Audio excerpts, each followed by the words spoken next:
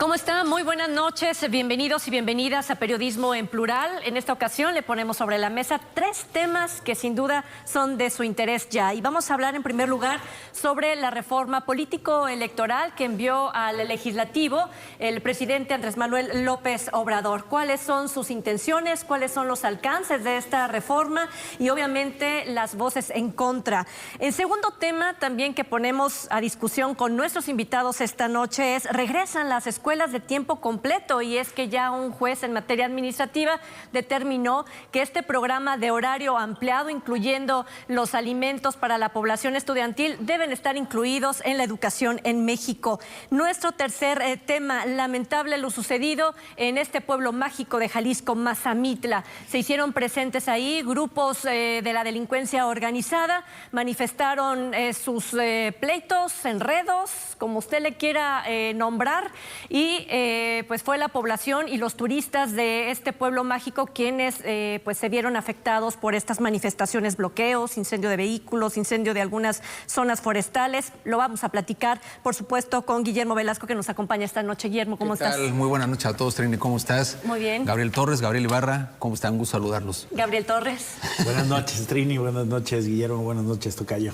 ¿Y qué te parece, Gabriel Ibarra, si comenzamos precisamente abriendo este diálogo con esta reforma que ha enviado ya el presidente López Obrador y que lo dijo, ¿no? A mediados de mi sexenio yo presentaré una reforma, así lo dijo el presidente López Obrador, en materia político-electoral? Buenas noches, con el gusto de estar en este gran programa. Bueno, ¿cuál es la intención realmente del presidente? ¿Es lograr una reforma político-electoral como lo han impulsado otros presidentes? ¿O es únicamente una narrativa encuadrado en el 2024? Y hago la pregunta porque si pretendiera hacer una reforma, pues tiene que dialogar, tiene que negociar, tiene que considerar a las otras fuerzas políticas, porque los otros presidentes así lo han hecho. Una cosa es tener una visión de reforma, quererla impulsar, pero otra cosa es tomar en cuenta también a las fuerzas políticas, porque las reformas anteriores se han logrado precisamente en razón de ese diálogo entre mayorías y minorías. Y en esto yo no estoy viendo esa actitud del gobierno del presidente López Obrador. No estoy viendo a un secretario de Gobernación operando, actuando para construir esa mayoría que requiere esta reforma político-electoral. Yo creo que el presidente está plenamente consciente de que esta reforma no va a prosperar, no va a avanzar. De entrada quiero subrayar que sí es necesaria una reforma político-electoral. Sí es necesario pero que se discuta, no que se imponga. Sí se requieren cambios, sí hay un organismo electoral caro. El presidente pues tiene ingresos de más de 200,000 pesos, además de gastos viáticos, etcétera. Yo creo que el tema de los plurinominales sí se tiene que revisar, definitivamente, y otros aspectos que considero que son necesarios y que seguramente se lograrían en una negociación con la oposición, sí se lograrían. A lo mejor el presidente quisiera 50 puntos lograr sacar adelante, pero esos 50 puntos a lo mejor 30 la oposición estaría de acuerdo. Pero yo no veo ese ánimo del presidente. Entonces esta iniciativa nace muerta y seguramente será parte de esa narrativa que manejarán en las campañas electorales de que los partidos de oposición, la mafia del poder como le llaman, se opusieron a que las elecciones costaran menos, a los plurinominales, que son aspectos pues que seguramente una gran parte de los ciudadanos están de acuerdo en que hagan esos cambios, ¿no? Y ahí, Guillermo, el tema, dice Gabriel, que es buena, o sea, tiene cosas buenas la reforma, porque sí se requiere una reforma. Por ejemplo, esto de los plurinominales, yo también estoy de acuerdo, digo, 500 diputados, ¿por qué tantos, no? ¿Por qué estos tendrían que entrar nada más por un porcentaje de votación, etcétera? ¿Coincides en que sí hay cosas que se pudieran rescatar de esta reforma? Sin duda, a ver, me parece que el tener un Congreso de esa magnitud, así de obeso, así de ineficaz, pues efectivamente, a ver, el reducirlo para que se trabaje de otra manera es algo positivo, el reducir incluso el número de regidores, si nos vamos a los planos locales, en fin, efectivamente es una estructura obesa la del propio instituto y cara, lo hemos señalado en este espacio en varias ocasiones. A ver, tiene cosas rescatables y positivas y necesarias, pero yo coincido en lo que dice Gabriel, hay que irnos a la génesis de por qué el presidente de la República impulsa una iniciativa así, que no se está cabildeando, no interesa cabildear ni discutir, y que si bien tiene cosas rescatables, tiene verdaderas aberraciones, también hay que señalarlo, cosas muy delicadas que de prosperar, que yo lo veo muy difícil, si la oposición mantiene esa postura en contra de lo que el presidente quiere plantear como una aplanadora, y al no tener los 2/3, al no tener la mayoría calificada, no pasará. Si se mantiene en el no le quitaré ni puntos ni comas, que ha sido la lógica del presidente. Por ejemplo, que me parece que es muy grave y que puede sonar atractivo cara a la galería. A ver, el tema de reducir el recurso a los partidos políticos, salvo en tiempos electorales, efectivamente abre la puerta a financiamiento de otra naturaleza, ilegal. En fin, entonces, otra cosa es revisar el escrutinio y demás, pero a final de cuentas los partidos son entidades públicas que requieren operar.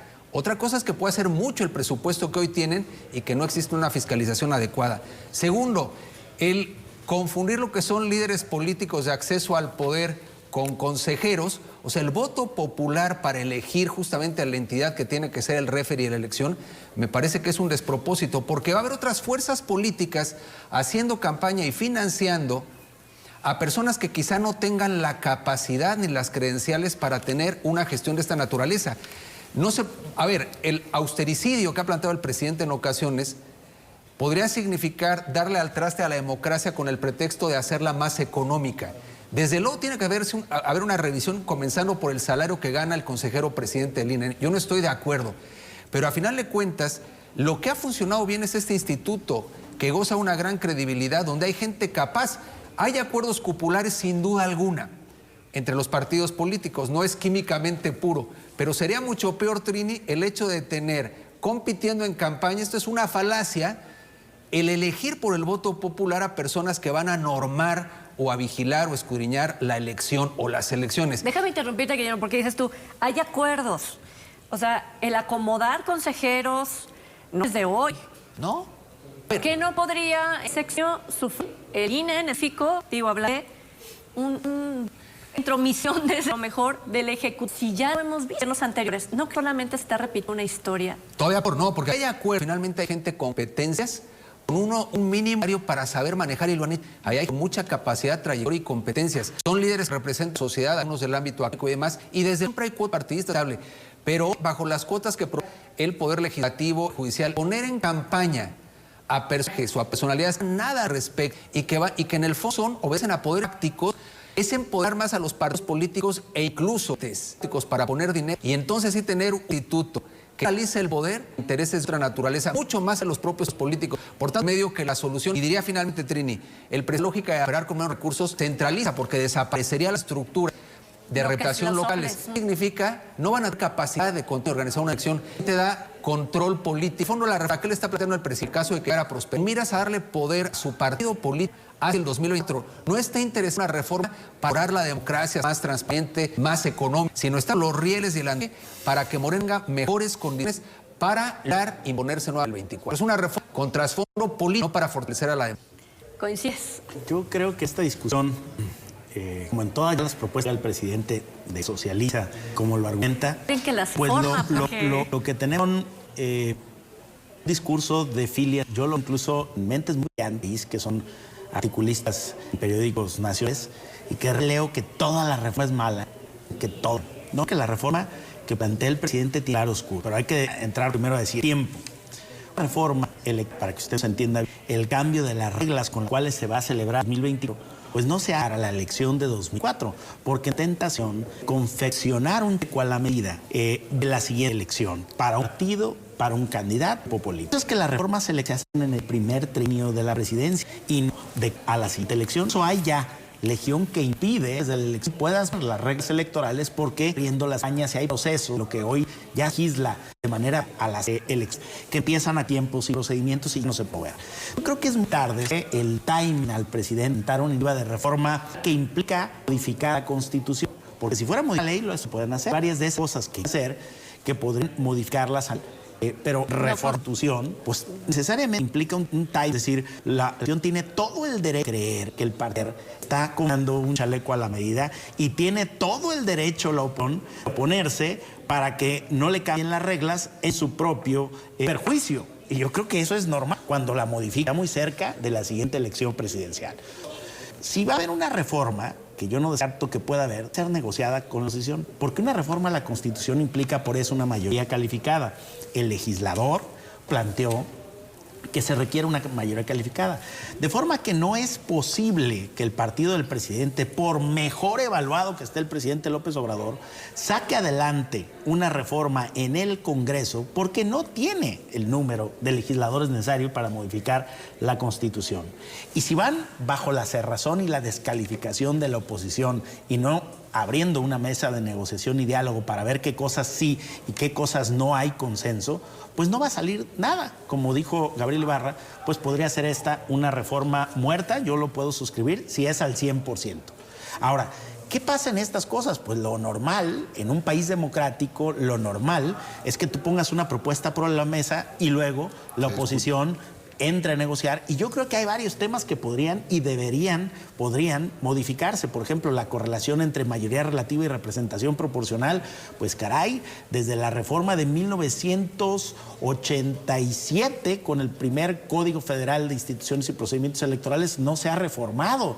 Es decir, este Congreso de 300 diputados de mayoría, 200 de representación proporcional, nunca más se ha reformado. No obstante, los últimos 3 presidentes han presentado o han dicho públicamente que bajarían el número de diputados proporcionales en México y no lo han hecho.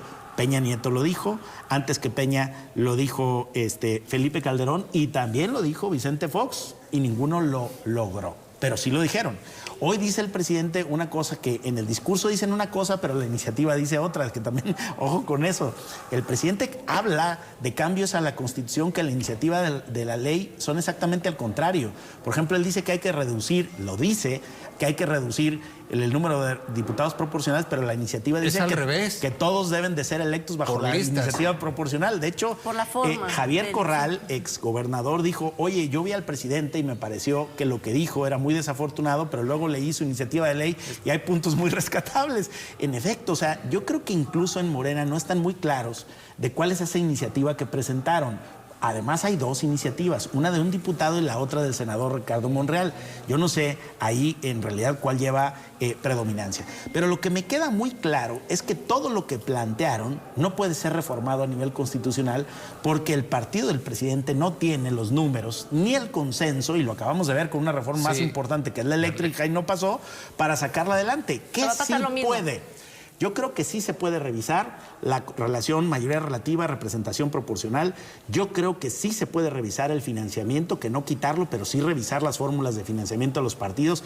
Hace tiempo que pensamos que se le da demasiado dinero a todos los partidos y yo creo que habría que pensar cuál es la fórmula que sea más justa respecto de la que ahora tenemos ahí. Yo creo que sí se debe de revisar cuánto le cuesta al erario público mexicano un órgano electoral sin que por eso implique echar por la borda el servicio profesional electoral que nos ha sacado todas las elecciones adelante, incluso que validó la elección presidencial de quien hoy es jefe de Estado en México. Yo creo que sí se podría revisar el número de regidores. Me parece que hay un exceso de regidores en el país que generan burocracia, inflación, que no producen nada, que se le va el 90-95% del presupuesto de los municipios en nómina, porque tenemos una cantidad de funcionarios que no coinciden con las funciones reales del ayuntamiento. Que con un representante por partido es que hay muchas cosas por revisar, ¿no? Perfectamente presuponen lo que aquí ya se ha señalado, la disposición a estudiar la reforma, y a a negociar. discutirla y a negociar políticamente. Pero en realidad el presidente gana en la polarización, es lo que hay que señalar. El presidente, si la avienta así como va, como pasó con la reforma eléctrica, inamovible, pues entonces lo que va a conseguir es, sí, hacia el pueblo sabio, al que le denomina, lograr justamente el rechazo a la autoridad electoral, a los partidos políticos, salvo al suyo, que él se está de alguna manera poniendo, digamos, como el ejemplo de lo económico, lo austero, lo que es cercano a la gente y demás. Entonces me parece que hay que entender la génesis del tema, el momento, como bien apunta Gabriel, en que se da, y luego también nada más apunto este tema. Me llama la atención el grupo que le está organizando el tema, porque está ahí Pablo Gómez, por ejemplo, de la UIF. Es decir, fue el que presentó, ¿no? Fue el que presentó, está también Duarte en aduanas. Es decir, me parece que también, ¿dónde está originada y cómo está cavilada? No, cómo está generada, parida esta reforma, habla mucho de la verticalidad como está lanzada. Ahora, que el presidente políticamente puede ganar con esto, aunque no pase, eso es cierto. Yo creo que es parte de la apuesta. Que el presidente no se ha querido reunir que no se ha querido reunir nunca con Córdoba, el presidente del INE. No, y mira, te voy a decir que yo creo que es hasta sano. Yo me acuerdo que José Woldenberg, primer presidente del entonces IFE, él no quería asistir a los eventos que encabezaba el presidente Ernesto Zedillo porque decía que él, como árbitro, como autoridad electoral, no tenía que estar, digamos, subordinado a actos protocolares como el presidente de México. Gabriel. No, yo creo que una reforma sí, pero la reforma se negocia en el Congreso, no corresponde con el instituto. O sea, el instituto es el que se va a reformar o se podría reformar. O desaparecer. Quienes cambian la Constitución en México son diputados, senadores. Eso sí yo vería mal, que si el presidente signa la iniciativa de reforma, no quiera discutir con quienes tienen la competencia de modificarla, las razones que lo animan a presentar una modificación, porque eso corresponde al Congreso. Si es una modificación constitucional, es al Congreso.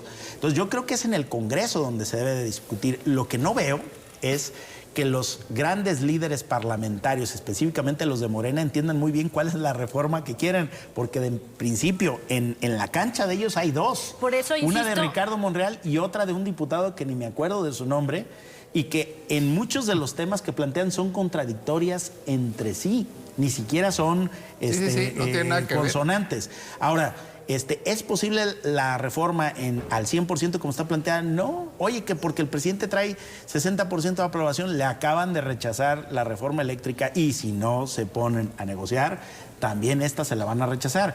Ahora, ¿es posible que algunos temas cambien? Sí. ¿Sería deseable? Yo creo que sí. Hay dos, y voy a coincidir ahí contigo y con eso termino, que son impresentables. La elección por voto popular de los consejeros del Instituto Nacional Electoral, eso llevaría a una catarsis total, a una partidización, a una pulverización de la autoridad electoral, y la otra es la de la eliminación de los tribunales electorales, que me parece gravísimo. Por supuesto. No dejar la instancia jurisdiccional para las impugnaciones que por ley corresponden, estarías violentando el principio de certeza de las elecciones. Entonces, salvo esos dos, yo creo que los demás son discutibles en el ámbito del sistema de partidos mexicano. Y habrá unos partidos que tendrán que asumir una posición, otros otra, porque afortunadamente no todos representan lo mismo, y la discusión enriquece. Ahora, ¿puede aprobarse una iniciativa unilateralmente? No. ¿La pueden presentar? Pues sí, todas. Pueden presentar 1000, pero si no tienen los votos no se los van a aprobar. También la oposición podría presentar una muy buena y sin conseguir los votos tampoco lo va a lograr. Lo que se requiere es una negociación política si quieren cambiar las reglas de la ley de leyes, que es la Constitución, y si no hay esa negociación, pues no va a haber reforma, ni esta ni ninguna otra. El tema, ¿qué es lo que está pasando, Gabriel Ibarra? Un gobierno federal, un ejecutivo que quiere apoderarse de todas las instituciones y dominar como se hacían en los tiempos del PRI, ¿no? Siendo muy autoritario, o es en verdad, como lo dice el propio partido Morena a través de sus dirigentes, que el INE ha optado ya por una línea totalmente política en contra de la 4T, en contra del mismo presidente, y por eso tiene que haber un cambio? Yo creo que más bien se ha propiciado esa polarización por la posición y la narrativa del mismo presidente, ¿no? ¿Es regresiva la reforma? ¿Es regresiva? Mira, sí busca el presidente tener un control. La centralización misma es una característica cuando pretenden crear un solo organismo electoral, desaparecer los organismos electorales de los estados, ¿no? Que no es la primera ocasión que sucede. Entiendo que, no sé si fue en el gobierno de Peña Nieto. Peña Nieto fue el que hizo el Instituto Nacional Electoral. Donde supuestamente desaparecían los organismos locales electorales 2014. precisamente para ahorrar, no duplicar gasto, ¿no? Y aumentaron el gasto. Se aprobó y no operó. No se llevó a la práctica. No hubo ahorro. No hubo ahorro porque siguió todo igual. O sea, fue una especie de gatopardismo ahí, ¿no? Y hubo voces que se opusieron y sin embargo pues se pusieron de acuerdo en las alturas. Sin embargo no se actuó. Hay dos visiones también dentro de Morena, la de los radicales y la de los moderados. Yo creo que uno de los moderados pues es Ricardo Monreal, ¿no? Y los radicales pues son los que están impulsando la del presidente, la de Duarte y la de Pablo Gómez. Son los radicales.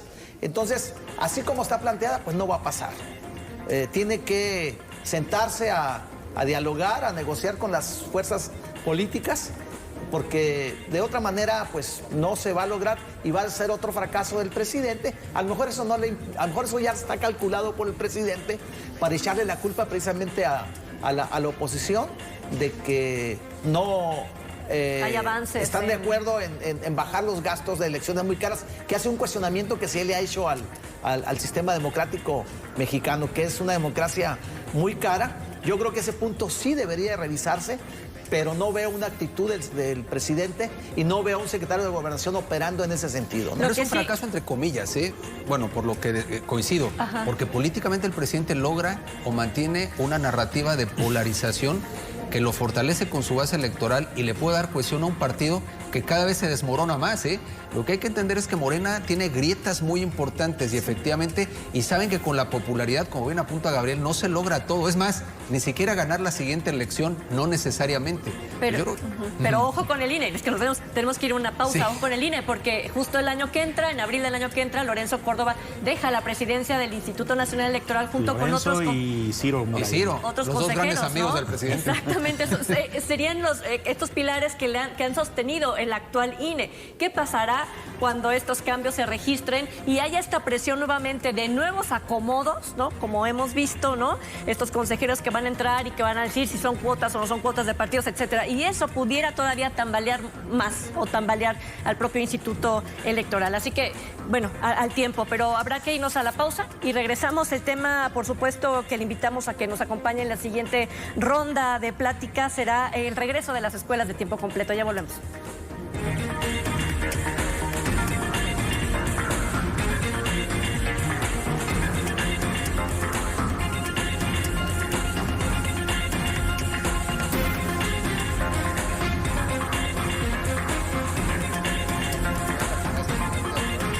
Bueno, fue una discusión que padres y madres de familia llevaron a la plataforma judicial ya a presentar ante jueces la necesidad de escuelas de tiempo completo y la ganaron. Un juez en materia administrativa determinó que estas escuelas de horario extendido deben permanecer. En Jalisco son aproximadamente 945 las que se verían beneficiadas con el retorno del presupuesto, que hasta el momento ronda en 300 millones de pesos, supongo, para el ejercicio en el que nos encontramos, 2022, pero no se conocen las reglas del juego, no se sabe. De hecho, las mismas personas que interpusieron estos amparos y que lo ganaron, no saben cómo va a operar. Y por ahí hiciste un análisis al respecto, mi querido Gabriel Ibarra, sobre las escuelas de tiempo completo. Mira, yo lo sintetizaría en una frase: lineamientos de cuarta para tiempo completo. O sea, si un juez de distrito determinó que el gobierno federal tiene que destinar los presupuestos para que sigan operando las escuelas de tiempo completo, porque la niñez se vería afectada, además de las familias de escasos recursos que han sido las más beneficiadas. El gobierno federal va a acatar la decisión del juez en lo general, pero la trampa está en los lineamientos que se realicen al respecto, que será muy dentro de la narrativa de de los pobres, de los desvalidos, de parte del gobierno de la Cuarta T. Y en ese sentido se busca privilegiar a los niños de indígenas o de descendencia afroamericano, ¿no? Entonces, con esos criterios se tendría una flexibilidad para, por ejemplo, sacarlas de las ciudades de Guadalajara, donde precisamente pues, se ha logrado grandes beneficios. Aquí en Jalisco son 900 escuelas de tiempo completo, que es una población más o menos de 90,000, una población de 90,000 niños, y son 300 millones de pesos los que se han destinado, lo que cuesta pues la operación de escuelas de tiempo completo cada año. Con estos lineamientos se estaría considerando en base a la población de 50, de 100, de 150, de 200, y se destinaría un presupuesto que no alcanzaría, porque no nada más es el tema de la alimentación, es la ampliación de horarios, sí. El pago de profesores. Es el pago de profesores. Y que si sacan las cuentas, si nos vamos a detalle, nos metemos a las tripas, habría profesores que les pagarían 5 o 10 pesos, ¿no? 5 o 10 pesos, considerando por hora extra la población. Entonces es ridículo. Y luego el presupuesto no lo manejaría la autoridad educativa, sino que habría una especie de un comité escolar de administración. Hecho por padres de familia, ¿no? Así es. Ajá. Entonces, esto... Que le llegará el dinero directo al papá y a la mamá. Sí, y luego no habría una certidumbre del manejo de esos recursos, como ha sucedido pues cuando los padres de familia manejan cuotas, siempre hay un vivillo o algún maestro ahí que los manipula y que se roban el dinero, ¿no? Lo destinan a otras cosas, menos a apoyo escolar. Entonces, sí se acata, pero con las reglas que ellos quieren imponer. Entonces, ahí es donde está la trampa, y esto, pues, simple y sencillamente parece que es una nueva burla a la ley, ¿no? Que se haga, pero al modo de ellos. Entonces, pues no está claro, hay mucha confusión, y lo digo pues porque los que han luchado a favor de la permanencia de las escuelas de tiempo completo ya hicieron un análisis crítico al respecto de que pues es un engaño lo que están haciendo, ¿no? Yo agregaría a lo que está planteando Gabriel, que me parece muy atinado, también el descontento que generó al interior de Morena esta decisión del presidente a través de su secretaria de Educación Pública, porque efectivamente esto va destinado a comunidades muy pobres, marginadas, y efectivamente esto termina, estas escuelas, con sus imperfecciones y limitaciones económicas, de intentar al menos paliar esa desigualdad en materia educativa. Entre otras cosas porque madres de familia y padres de familia que no tienen dónde encomendar a sus hijos, ahí tienen un lugar seguro para tenerlos. Y bueno, la enseñanza, vamos a decir, extracurricular, si se permite la expresión, de ahí logra sobre todo la enseñanza del idioma inglés, en fin, amén de otras cosas. Pero ¿qué sucede? Esto tuvo un impacto político brutal. Entonces el reclamo al presidente proviene de Morena mismo. Hay que recordar también que el Aprender Primero, que es el brazo jurídico de Mexicanos Primero, tras un análisis detallado, impulsó este amparo y dio resultado el 22 de marzo. Pero efectivamente no saben qué hacer con ese planteamiento a efecto de ganar la narrativa y el encuadre.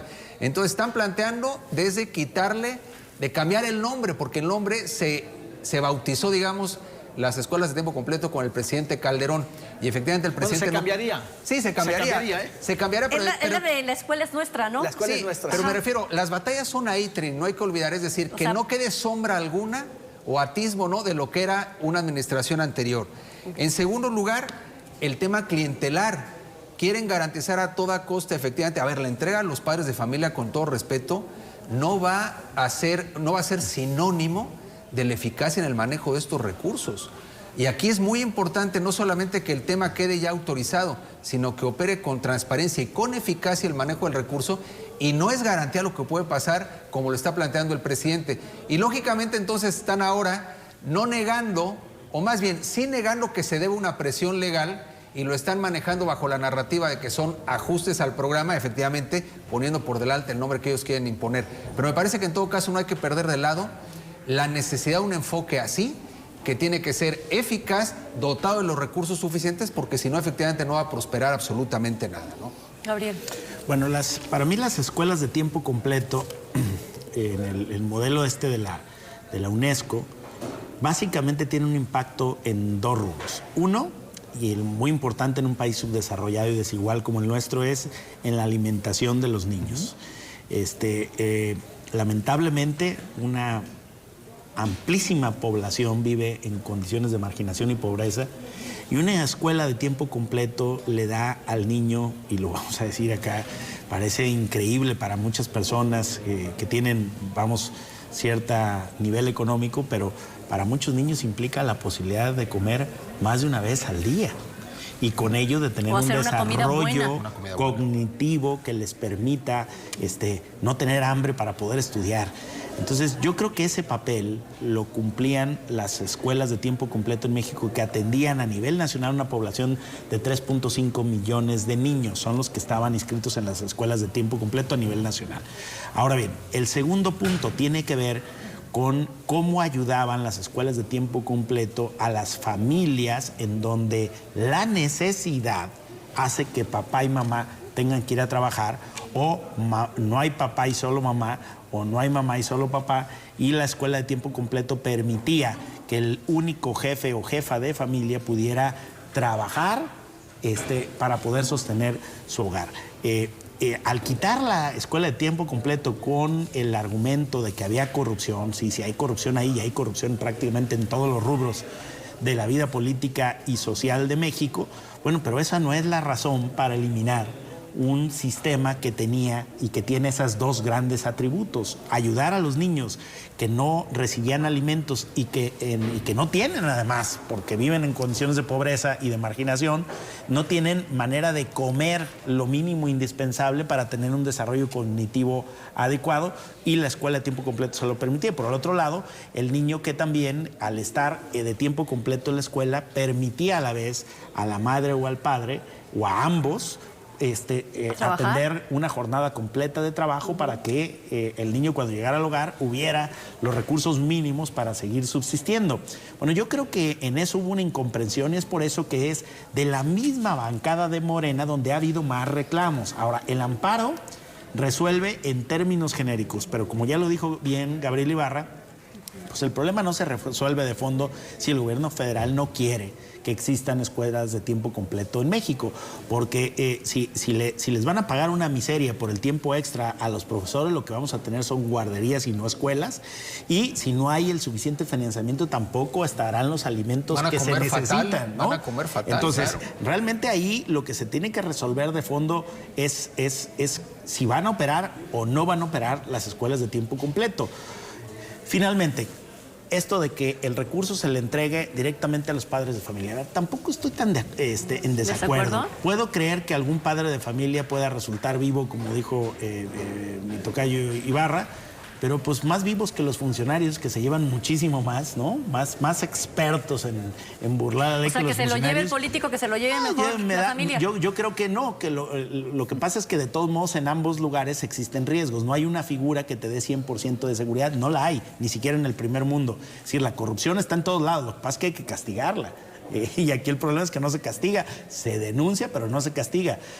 Pero yo no creo que el problema, el quid, esté en a quién le das el dinero para las escuelas. No, el quid está en si el gobierno de la Cuarta Transformación asume la necesidad de las escuelas de tiempo completo en México o no. Y si lo asume o no, porque su propia bancada en el Congreso es quien más ha argumentado por el regreso de este tipo de centros les pega escolares. políticamente. Es que precisamente golpea a un sector que vota por ellos. la cuarta T es la que debería estar más interesada en apoyar las escuelas de tiempo completo. ¿Por qué?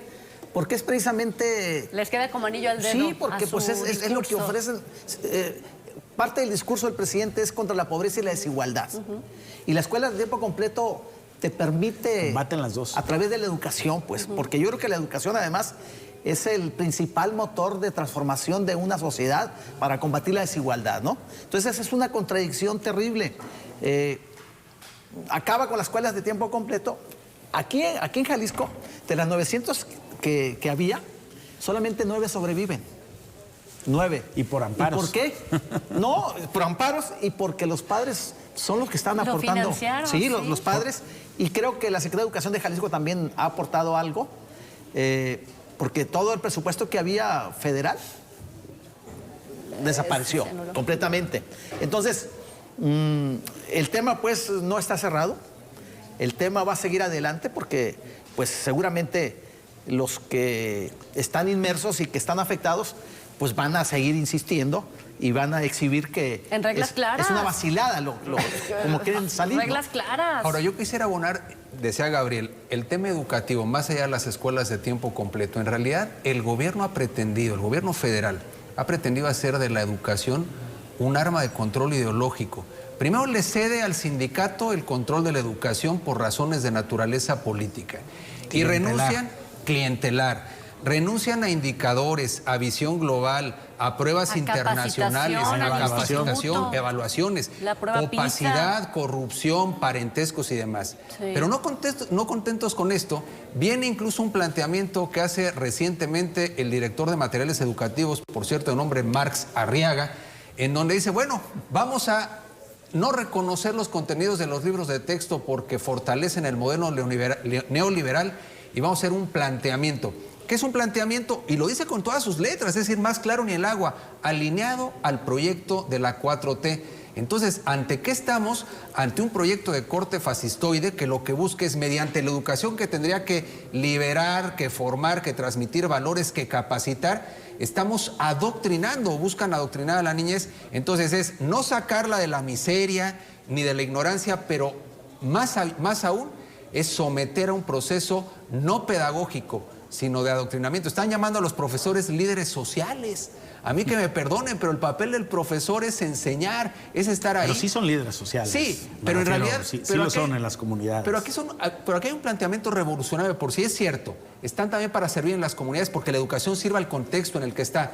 Pero de ahí a la agitación social, que es más bien el enfoque que le quieren dar, es otra cosa muy distinta. Y me parece que entonces el proyecto de fondo ligado a estas cosas es un proyecto absolutamente ideológico que no educativo. Porque, bueno, dice, aparte de esto de las escuelas de tiempo completo, que no hay reglas del juego clara, que se mezcla con este proyecto de la 4T de la escuela nuestra, etcétera, está el run de esta reforma educativa donde se planea, como tú lo estás explicando ahorita, Guillermo, es unir por bloques de enseñanza, ¿no? En lugar de primero, segundo, tercero, cuarto, quinto, sexto de primaria, sino de primero a tercero como una especie de bloques.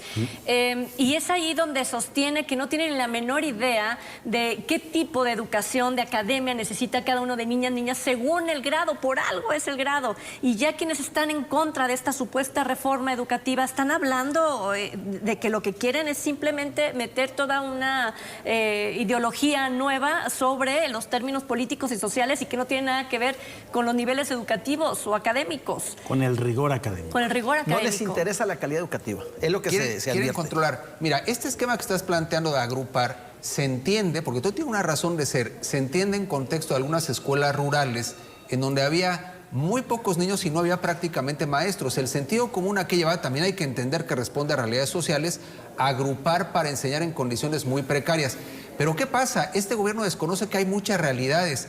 Hay comunidades indígenas, comunidades de clase media, comunidades muy pobres, en fin, y que tiene que haber un mínimo de planeación para lograr la máxima calidad posible educativa en el contexto que vivimos de rezago, de desigualdad.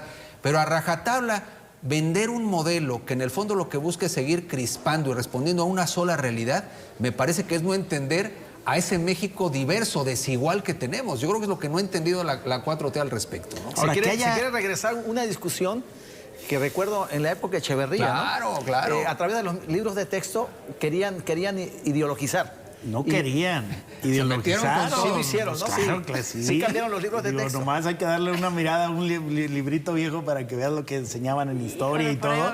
Sí, ¿cómo no? Pero una respuesta a la sociedad, hay que decirlo, a defender la libertad de los padres de familia, a la educación de los hijos y la libertad. Fíjate, estos que se dicen tan libertarios y progresistas, lo que está de por medio es la libertad para educar.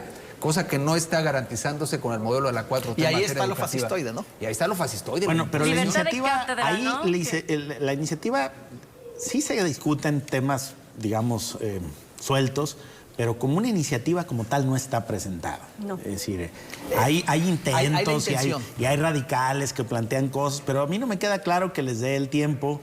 Y si plantean una reforma así, pues sería otra de las muchas que les van a batear, porque no veo yo condiciones en el país. Después de la discusión de la reforma eléctrica, que quedó claro que sin negociación no se cambia la Constitución.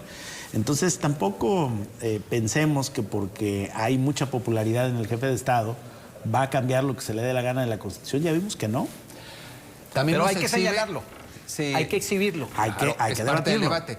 También exhibe que hay un grupo muy radical en torno al presidente que sí quiere llevar agua a su molino y que no necesariamente es todo el grupo del presidente. Por ejemplo, Concheiro, el subsecretario de Educación Superior, pues él es el que planteó en el 2019 que la transformación presupone que México sea comunista. Y en ese sector hay algunos, de línea mucho más radical, que insisto, no la podemos generalizar, pero claro que al interior de Morena hay apuestas ideológicas que posiblemente ni siquiera el presidente suscriba, Esa es una realidad, pero hay un grupo también potente presionando. Y Entonces, hay otros que no. Y hay otros que no, sin duda alguna. Digo, por ejemplo, le preguntaron al ingeniero Cárdenas, líder moral de la izquierda en México, digamos, uno de los 3 líderes más importantes de la izquierda en México, le preguntaron hace poco sobre la reforma electoral. Oiga, ¿y usted qué opina de la reforma electoral? Dice, yo creo que no hay necesidad de una reforma. Eso dijo, ¿no? Entonces tampoco es que hay un consenso en todos lados, Sí, tienen sus disidencias. Entonces, ¿por qué? ¿Por qué todas estas cortinas de humo? ¿Hay problemas en México realmente que sí son trascendentales, que sí se tienen que abordar y que el presidente no ha querido ponerlo sobre la mesa? A lo mejor los temas económicos, a lo mejor el problema de migración, que no es justo el tema de este espacio de educación. Y ahorita vamos al siguiente tema. Y el de seguridad. Y estamos a lo mejor él dedicándole sus mañaneras a estas reformas que desde la cambiar primera lo y que la está segunda funcionando más o no menos van a bien. progresar, están muertas, dijo Gabriel, ¿no? A ver, yo creo que se dan varias razones. Una, si hay distractores, porque en el fondo el presidente sigue gobernando desde la narrativa.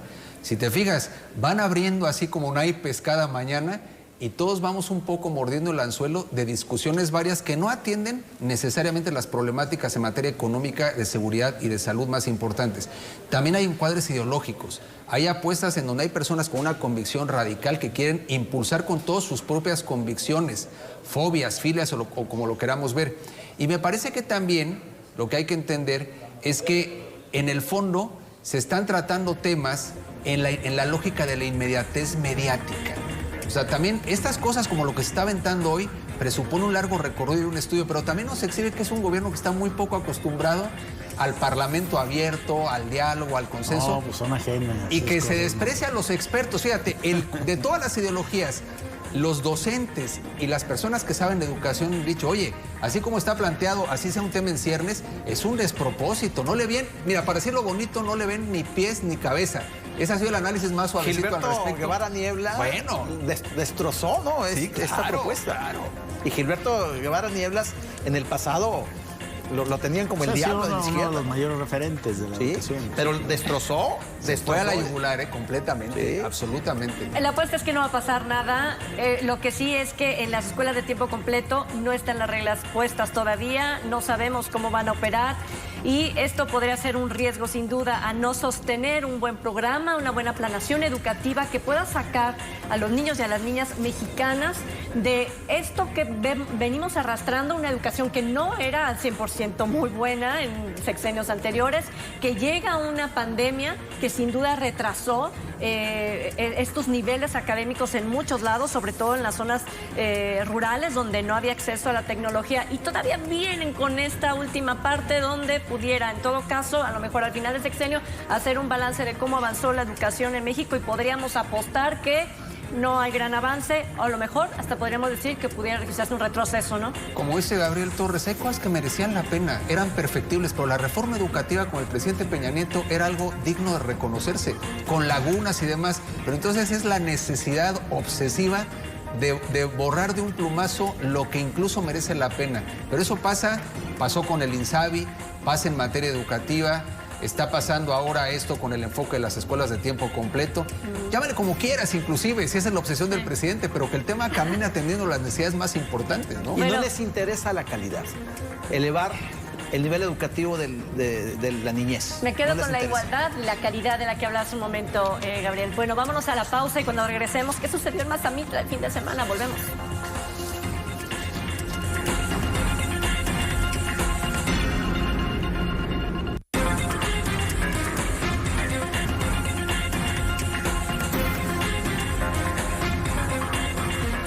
Nos encontramos platicando con Guillermo Velasco, Gabriel Torres, Gabriel Ibarra, así que el tema que vamos a abordar ahorita es lo sucedido este domingo en Mazamitla.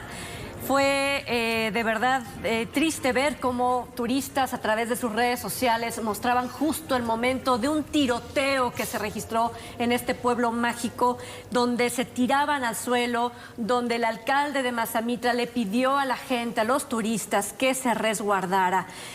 Fue sin duda el crimen organizado presente en este municipio, pero que lleva a que de todos los niveles de gobierno se organicen para darle seguridad a un municipio como es Mazamitla, que no es grande, Guillermo, es pequeño. Pero no es cualquier municipio, además de que es pequeño, es emblemático, es un pueblo mágico, es un lugar turístico, un lugar muy entrañable para muchos de nosotros, un lugar de convivencia, de inversión, en fin, reúne muchas de historia, de cultura, de tradiciones mexicanas, en fin.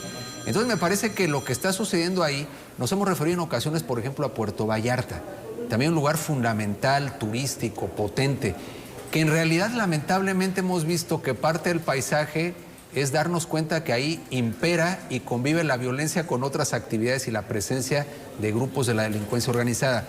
Sucede ahora este tema que va sumando un tema de realidad y de percepción, así lo vería yo, porque ¿cuál es la narrativa en general de la clase política en todo el país? Se habla de los pleitos y las diferencias entre los grupos criminales, y es cierto. Aquí hay reacomodos, hay violencia sistemática y planeada. Pero efectivamente esto ya ha tenido daños en la población civil, para decirlo claramente, o puede tenerlos. Y también genera un estado de ánimo y un temor brutal que puede llegar a tener afectaciones en lugares que han sido muy importantes, en donde el turismo ha sido una actividad fundamental. Entonces, claro, estamos en la práctica ante un estado de sitio, porque el llamamiento del alcalde no es cosa menor. Habría que ver si el tema se justificaba plantearlo o no así, pero por lo pronto, aunque después llames a la calma y mandes 1000 mensajes, pues efectivamente queda una zozobra importante.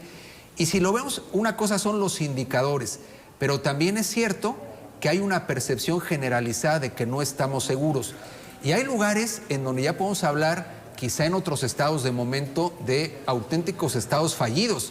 Es decir, donde el narcotráfico pone reglas del juego, decide quién vive y quién muere, cobra un impuesto paralelo al del SAT, bajo el derecho de piso, pero decíamos hace un momento, pues también podemos estar no tan lejanos de circunstancias en Jalisco de una gran descomposición, porque ahí están señales claras para mí sumamente preocupantes, ¿no? O sea, terrible que esto suceda por todo lo que genera en todo sentido. Pero inmediatamente Sedena, Guardia Nacional, Policía Estatal, todos convocados en Mazamitla.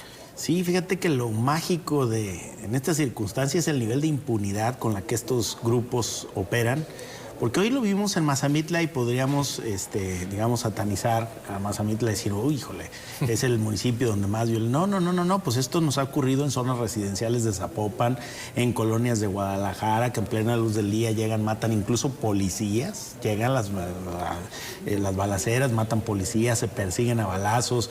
Puerto Vallarta, uno de los desarrolladores más importantes de Jalisco, a plena luz del día, por la avenida principal de la principal ventana turística de Jalisco al mundo, que es Puerto Vallarta, y ahí también ocurrió, ahí asesinaron al exgobernador de Jalisco.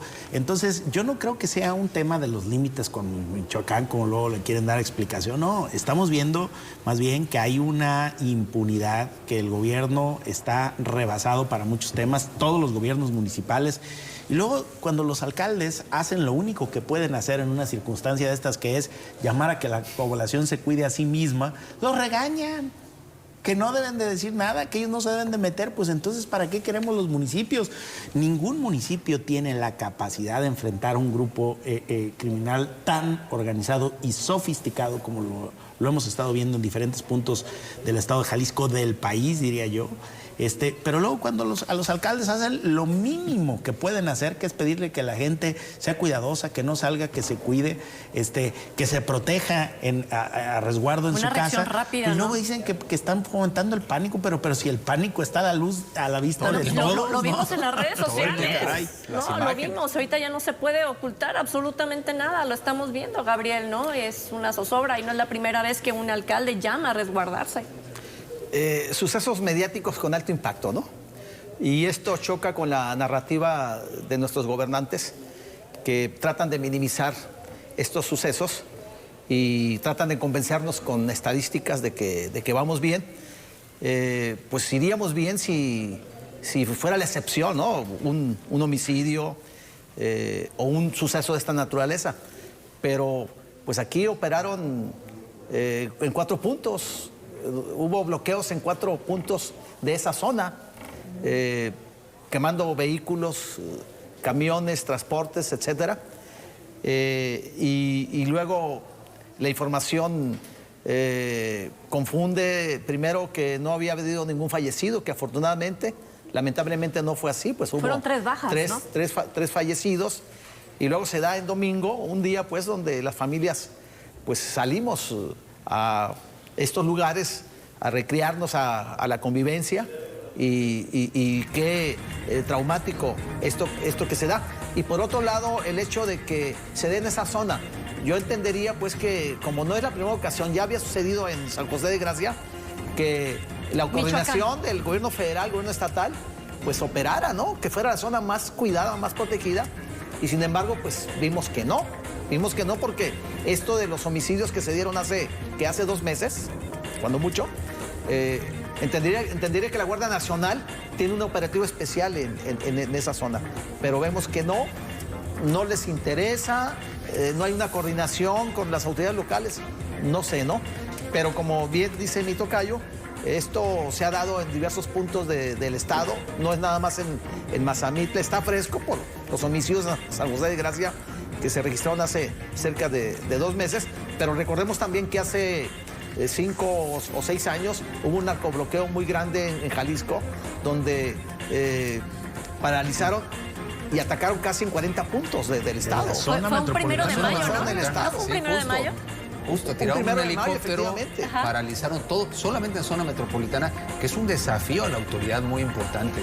Creo que con esa frase me quedo, ¿no? Esto es un desafío a la autoridad y sin duda está afectando a la población del estado de Jalisco y no solamente el estado, ¿no? Lo vimos ya en Michoacán, pero lo hemos visto en otros estados más. Yo les agradezco mucho que hayamos puesto estos temas sobre la mesa.